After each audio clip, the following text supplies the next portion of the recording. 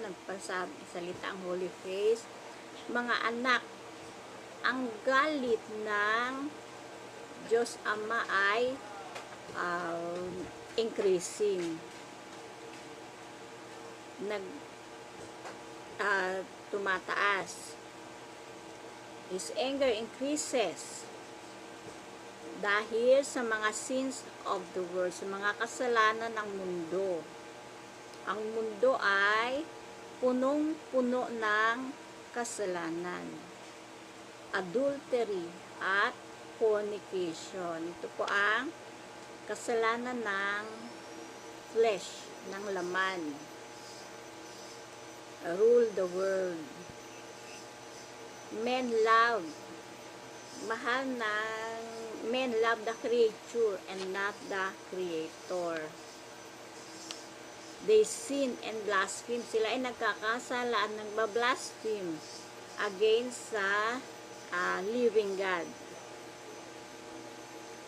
My death is on the cross is of no value to them. So, hindi pinahalagahan ang sakripisyo ng ating Panginoon. So, ito nga po, diba, sa mga previous natin, na ang mga namamatay ay parang winawalis na lang papunta sa impyerno dahil sa sin of the flesh. My son, you see how numerous the unborn children who were aborted by the world are. My children, they are many,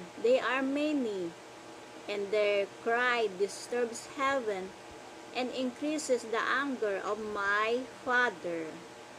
My children, their blood wounds my sacred heart. Their cries hurt the mystical wounds of my sacred heart.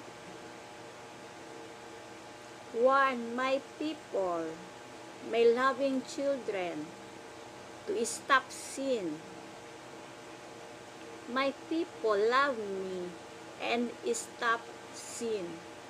May you stop sin. Stop fornication. I say to you, stop fornication.